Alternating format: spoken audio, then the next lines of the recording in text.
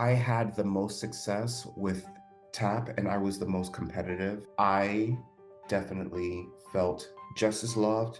I think they get concerned about where their abilities lie regarding the three areas. At first, it's not about doing the best thing for your career, it's about doing something.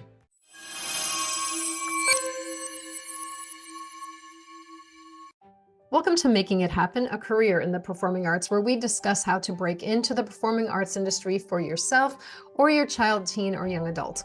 Guests include professionals who are passionate and share my vision of helping talented individuals land professional representation and have successful careers in the arts.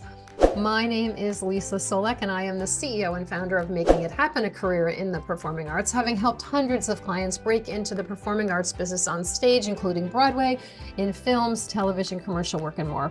This podcast is supplemental to my groundbreaking online courses. For more information, you can check out all the ways that you can benefit from my courses, my how-to videos, my live seminars, my free weekly newsletters, and free guides. Go to lbctalent.com. My guest today is Curtis Holland. And so, like, get up, get a job, go to Target, go to Chipotle, go to the barista, assist classes, work at a competition, judge competitions, teach, do something, audition for Algonquin, audition for Tuts, audition for anything, do anything, just do something, and then everything will start to build. And that's what I did. And after a while, I kept auditioning. Oh, I had some crazy auditions. I had some bad auditions because, again, my learning curve was immense and I had many things to have to figure out. So wait, I have a So, question before you go on. yes, I go. have a question. When did the vocal training start? When you moved to the city? Like, were you a singer prior? When you were younger, were you doing musical theater anywhere where you had to sing? Like, when did the vocal piece come in for you? I did musical theater in middle and high school. We had basic understanding of music and of voice training where we had to sing often, but we weren't sitting down saying, this is how you breathe, Mhm. this is where you breathe from, this is how you produce sound, this is the best version of sound for you to produce. It was, there was a lot of that happened, but we did not sit down and have music theory. We were working real time in for the space that our whatever we were working on, whatever performance we were working on, needed singing. Every morning, especially in middle school, we would get into a circle and we would have like warm-ups that we would do. And like the last maybe 10 minutes was somebody in the middle leading like la la la la la la la la la. Now you go. And then we would just do that. So we were always warming up and we were always cognizant of notes, of tone, of being on pitch, of harmony. We had to learn all of that from a young age and we used it a lot. We were singing harmonies in middle school and high school, Mhm. but we were not getting music theory and one-on-one individualized voice training. I did not start that until I got to the city and I poked here and there because I was just trying to figure out where to get that from, but I Mhm. started that maybe around 2015. So the year after I got to New York, I had maybe a few voice lessons in my first job in Oregon when they brought in a master teacher to do a master class, got back to the city, started getting voice lessons a little bit more frequently, and then got them very frequently when I had to cover. It varies. Sometimes it's very frequent, sometimes it's not, just depending on, if I'm in a show and if I have time. But right now I am in a season of being very diligent with voice lessons. And so it goes back and forth. I recommend doing that so much sooner than later. Because here's the thing, y'all. They like to tell you that everybody needs a singer, dancer, actor. Like you need to do all three. You need to sing more than you need to be able to dance. You just have to. If you want to do music, I'm speaking from a very specific place. If you want to do musical theater, make sure you can sing, even if you want to just start in the ensemble. Because now I'm speaking specifically to dancers. But if you want to be in the ensemble and make a good check for being in the ensemble, make sure you can sing, make sure you can hold a note, make sure you know how to blend with a group, make sure you know how to stay on pitch, make sure you know a good tone that is pleasing to the ear. Figure that out, number one. And then right after that, make sure that you can dance. Make sure that you can fake your way through a dance call slash be exceptional at a mover's call. That's what you're going for. Acting, say what you want about me, internet. I don't care. We'll figure that out. Speaking as somebody who did figure it out and just naturally did. And again, I had prior training. I wasn't starting from scritchety scratch.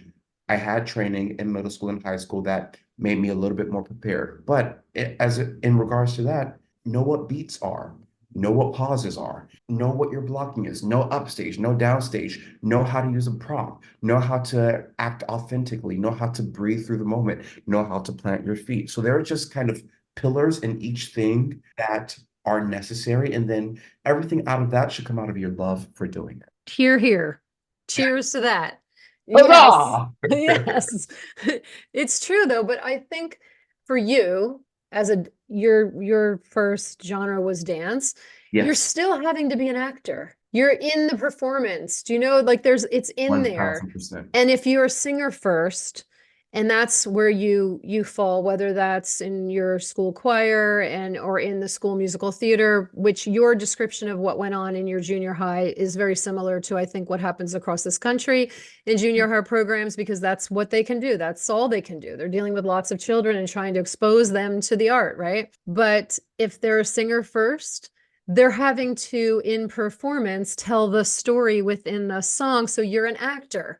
It's Correct. all there. Correct. It's Yeah. just a matter of understanding, like you're mentioning, and labeling pillars, those different moments that you just have to have that general idea to be able to get through all of that, for sure. But do you feel like, I feel like to be successful, you do have to be quite talented at least one of the three areas. Like, I feel like you do have to be either a great dancer, a great singer, or, if you're heading into the space of being in straight plays and that type of thing, obviously you have to have that acting.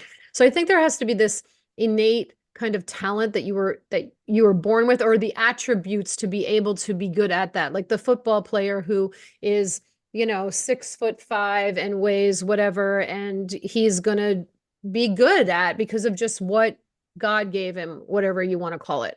Do you know what I Yeah. mean? So there's that too.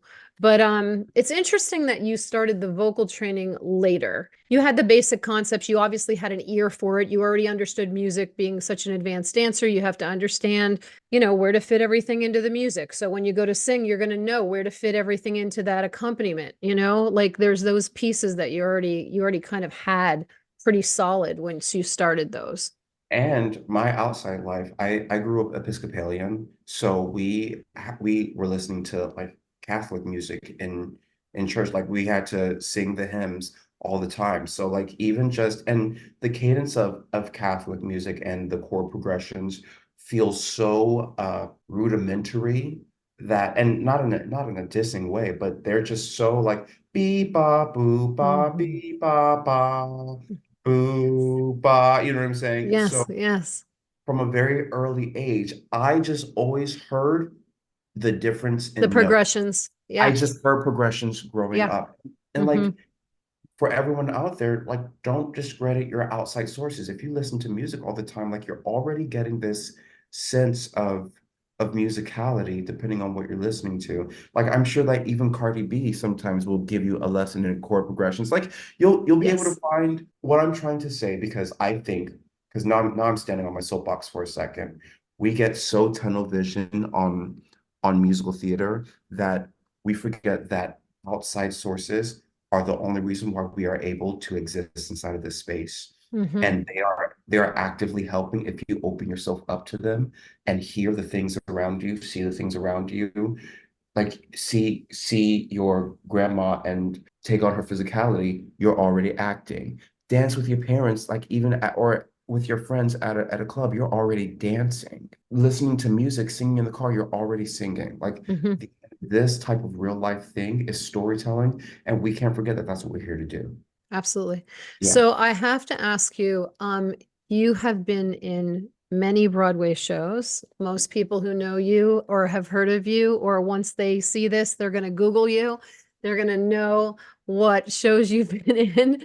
How has your experience changed as a performer, as a part of a bigger whole, the project, how has your experience changed from within, as well as your perception of who you are in that bigger space with the cast of said Broadway show? How has that changed from your first Broadway show to now the show that you will be starting very soon? I think I was young. Also, y'all, my prefrontal cortex wasn't even developed yet when I started Broadway. I had so much to learn, and I still have so much to learn, but in a different way now. At the time, I was soaking up so much information in just in a natural way and in a wide-eyed type of way where everything was just new and I wanted to know it. And it also varies on the show. Like I got really lucky. My first show was Shuffle Along, choreographed by Savion Glover and directed by George C. Wolfe, and with Audra McDonald, Brian Stokes Mitchell, Billy Porter, Brandon Victor Dixon, Unbelievable. Joshua Henry, and a whole cast of Black performers. And the one white performer in our cast, Brooks Ashmanskis, is a legend. I was around so much greatness, and not only greatness, because we're all great, but so much seasoned greatness. That's a good And way to put it. yeah, and varied ages, so that I got to see like top tier people in their 40s and in their 45s, and then I also got to see people in their 30s, and then there were a few of us in our young 20s, in our early 20s, and then many people, not even many, but just a scattered amount in their late 20s. So, and the way that people just pour on you when you're new, it's so rare and so beautiful. And they just did that. So I was just so protected and I was in this little bubble of warmth and education. Also, the show that we were doing. Again, this is just my personal experience. But the show that we were doing was basically a history lesson. And it was a history lesson that pertained to me. It was about the show Shuffle Along in 1912 Yes. and beyond, and how it came to fruition, what happened to the people, and how they paved the way for us today. And not only the people doing their show, but just all Black performers and all performers on Broadway, no matter your race. They were a they were a big component of that. So it was so beautiful to have a first show mean so much. And every show taught me something very different. After Shuffle Along, I did Mean Girls on Broadway, and that was the longest running show that I've currently been in, or Okay. that I've been in to date, let's say it like that. We ran for almost 3 years. Because it was a long run, I saw so many people cycle in and out of it. So it kind of showed me the reality of what happens during a long Broadway show, of how relationships that you make with people, family members that you curate leave, and you may still be there, and how relationships ebb and flow during that time, how to keep things fresh, how to keep things professional, how to keep the material consistent. I think that was the show that taught me how to be a working professional, because my first show was just glitter and newness, so I didn't have the issue of getting bored. My Hmm. second show, I was there for so long, I got bored. It's Yeah. just what happens, Yeah. and it's no one's fault because the creation process is so different than actually just running the thing every day Hmm. for eight times a week for how many weeks on end, you know? It's a lot of work. It's a lot It's of so work. much work. Yeah. So it's taught me how to be consistent and how to be professional, which is just always a learning game and a continuous learning experience of just like, how do I bring my best self to this? How do I make sure that I don't tire myself out? It just goes on and on. And I feel like Hmm. that was continued through Music Man. And I think Music Man started to teach me that life happens. And because that was after the pandemic. So it taught me to be a little bit more grateful for being in this space. But it also taught me that there's a life out of Broadway. And by this point, Broadway was no longer new to me. So a lot of the things started to feel the same. And that Hmm. is not to discredit my gratitude towards being on Broadway.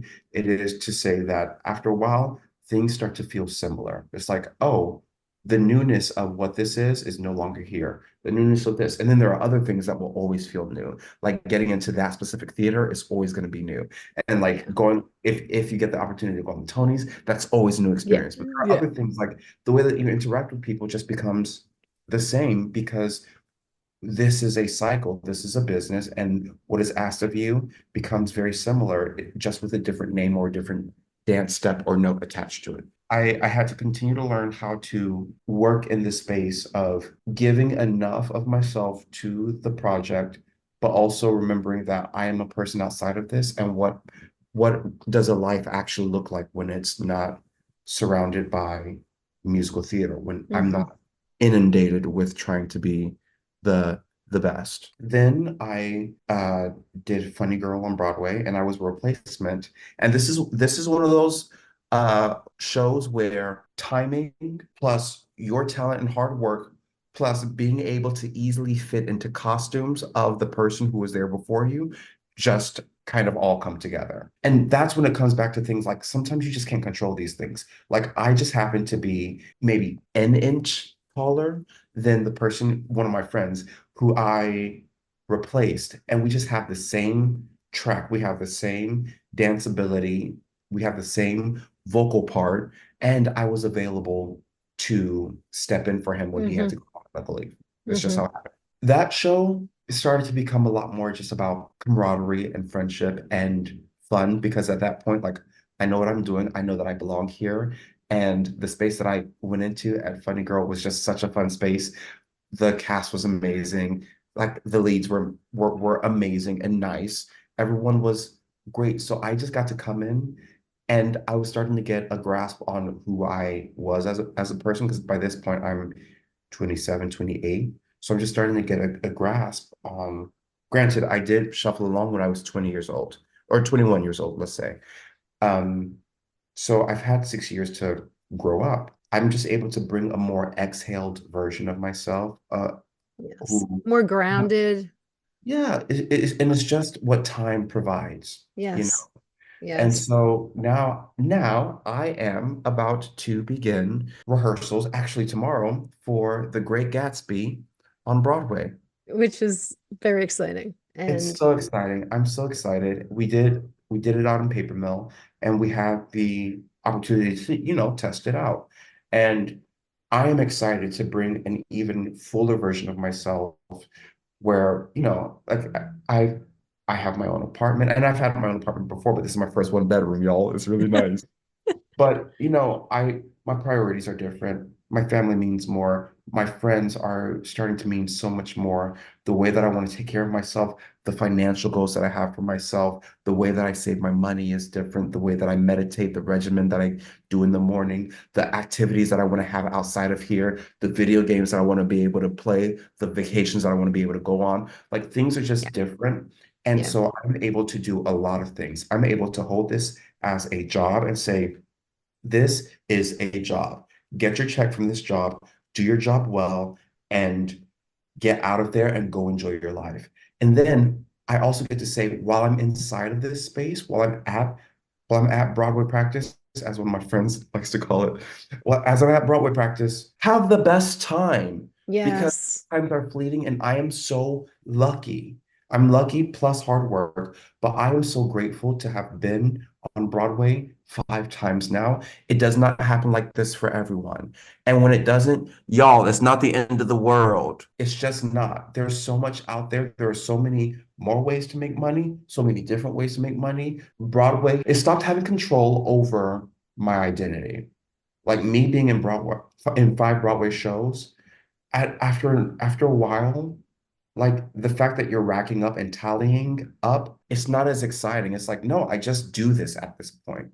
It's not a Hmm. matter of, okay, I'm on my 5th show. And it's always nice Yeah. to say, like, it is Yeah. nice to say, but that's not the end all be all for me. That's not my driving factor is I can't wait to be in 8 Broadway shows. That's Hmm. only halfway true. I do want to get to 8 just so that I can take a playbill and then kind of like take a strip from each and spell out PLAYBILL and have it be for one of my 8 shows. So that's like a personal thing. But like you see what I'm saying? Like at this point, it's just for lack of a better term, and don't fry me for this, but it just becomes like either a game or a way to make a good paycheck while doing an aspect of something that you love. Because people are like, oh my gosh, you love being on Broadway. I don't love being on Broadway. I love to dance. I love to be with Yes. my friends. And Yep. right now, a lot of my friends are on Broadway in the space where I get to dance. And often I love telling the story. I don't always love telling the story that I'm telling, whether on Broadway or in musical Hmm. theater. I have a good and moderate and substantial appreciation for musical theater, but I am not a musical theater nerd. Hmm. And so like Hmm. I'm in a space where, musical theater nerds like thrive. Yes. And if you're not a musical theater nerd, what's getting you through? I like being with my friends. I love to dance.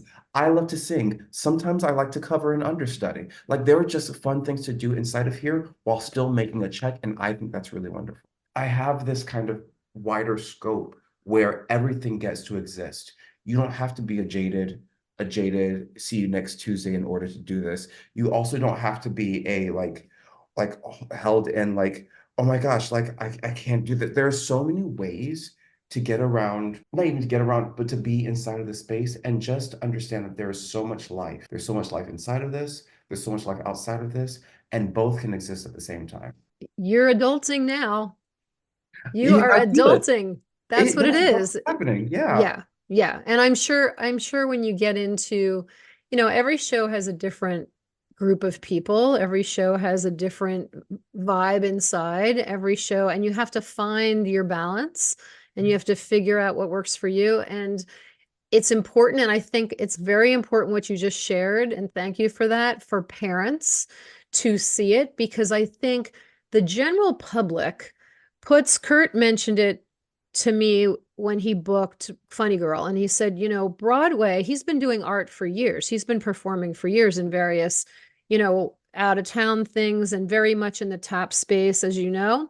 But he mentioned to me, he said, Broadway, he called it the castle on the hill, like the golden castle on the hill. And so the people who love theater, like you mentioned the term theater nerds, who like love theater, and you're asked questions when you start getting into the funnel for this career path, what's your dream role? What is that? And I've had so many clients, including my own kids, who they don't really have a dream role. They just loved exactly what you just said. They just love to dance. They enjoy singing. They enjoy telling a story. This is just the space that they live in. And I think because of so much of this game being a closed door, gatekeeper kind of a game, the general public puts it on this huge pedestal. But when you described it today, so much of it, it's like any other career path. You want to Yeah. become a surgeon, you want to become a doctor, you want to become an attorney, you want to become a carpenter. It's going to be exciting in the beginning. It's going to be thrilling to be in that space initially. And it's going to take a lot of hard work, and you're going to have to absorb all of the information that you can. And you have to also, in those spaces, stay in your own lane. You know what I mean? Because everyone comes out of school thinking they're going to change the world. Like the majority of people come out of collegiate programs thinking they're going to change everything on the planet. And then they realize, oh, wait, like I need to take a step back and learn from the space that I'm in, learn from the people in that space, respect the people who've been there so much longer than you have when you first begin. And like you said, it's okay to be doing the art in various spaces as long as you're doing what you love, and when the time is right and that your type is right. And like you mentioned with coming in as a replacement in Funny Girl, fitting into that puzzle piece that they always talk about, that casting always talks about. There's so much going into that side of it that you're not even aware of when you first are trying to struggle to get to the castle, and then once you're there, it's a different feeling after 5 shows.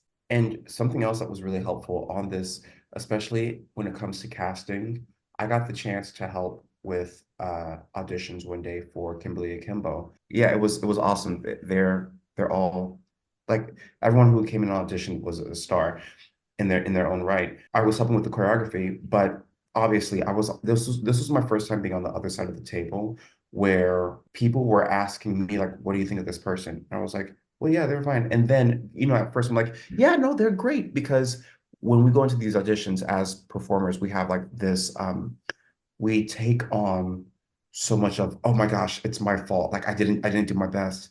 Y'all, sometimes I'm gonna tell you two truths. Number one, sometimes they're looking for something specific. Number two, you're just not right for this.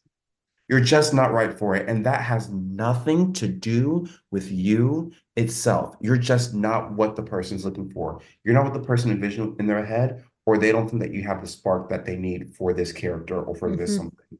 Mm-hmm. And it sounds like such a like hurtful and personal thing.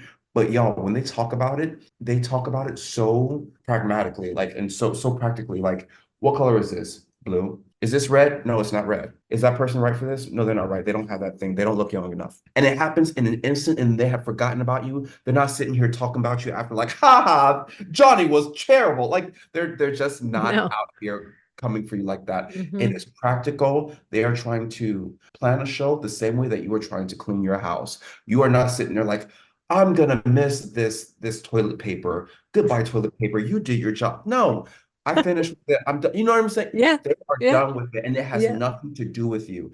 What I also realize is you're just not made for everything, and you just Mm-hmm. can't be. And as young people, we want to be made for everything. Mm-hmm. It's part of us. And I still at the ripe, tender age of 29, I still go through times when I'm like, I wish that I was wanted more, or I wish I was wanted by more people. And it's like, that's not Mm-hmm. how any of this works. And the Mm-hmm. older you get, the more you figure that out. And Yeah. I think that's part of the wisdom too, is like, I'm made for the spaces that I'm made for because my life has only gone in one direction. It didn't go in 17 directions. So I can't be right for 17 things. That's But a really good way to put it. yeah, but this one road has so many stops on it that I'm not going to miss out on as much as I think I'm going to miss out on. Absolutely. You know what? I teach inside my courses how the industry works on the inside, right? So we talk about a lot of this. And one thing I tell people is if you think about the person who wrote the book, whether, it's the book for Broadway for the show, or it's the script for a TV show or the commercial or a film, that those writers have in their heads who that character is, what that character looks like, what that character sounds like, how tall they are, how, like whatever it is, what is in their personality. And you can only create the characters as best as you can. And at the end of the day, you're going to be a type. Hence, they have the reason for typing people or figuring out what types of roles that they can play. And I do agree with you that people go to these open calls or they go to an audition and they're looking at the breakdown and saying, oh, that's me. That's me. That's me. And the majority of my adults that I work with, I help them to understand what kind of character they truly can play based on thinking about the silhouette that they present on stage. This is beyond the talent, beyond all of that. Like, what is really happening with your type so that you aren't in a headspace of being disappointed, thinking, this is my role, this is mine, this is mine. And when you go back to thinking, the person on the other side of the table who wrote the show, who wrote the music, who wrote all those people that are part of the creatives, they have a vision.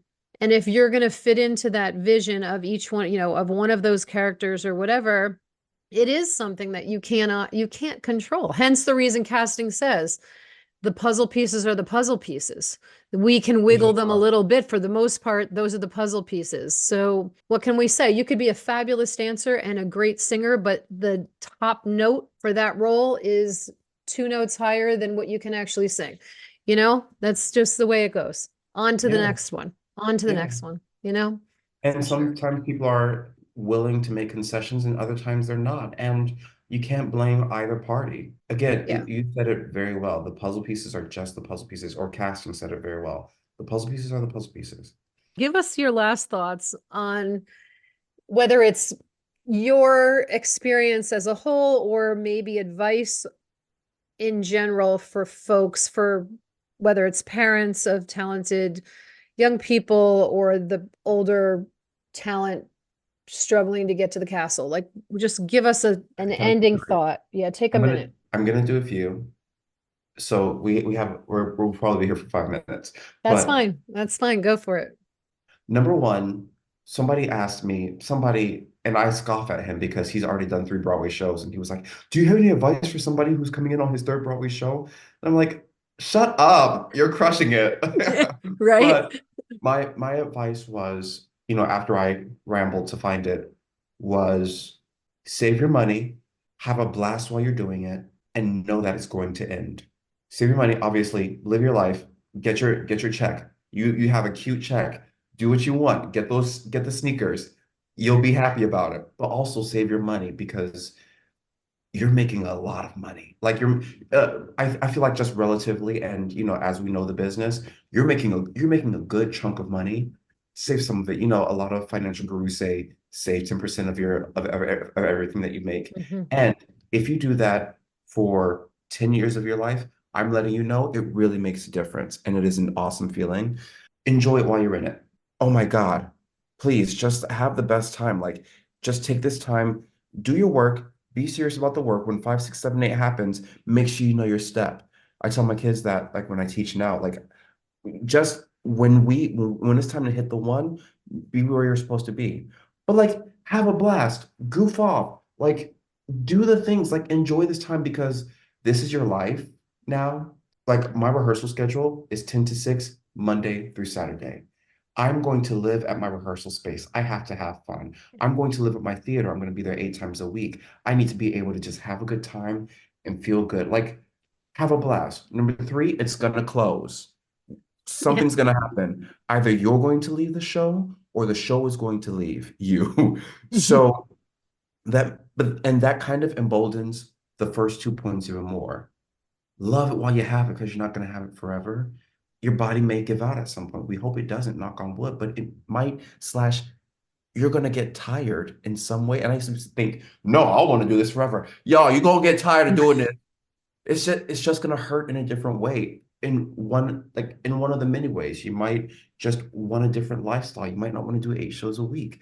Your body might not be able to handle the stress. Your voice might not be able to handle the stress. You might want to have kids and they may need a different amount of attention.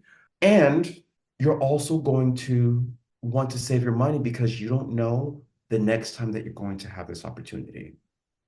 Like, so many things are true about that. So that's like my first nugget.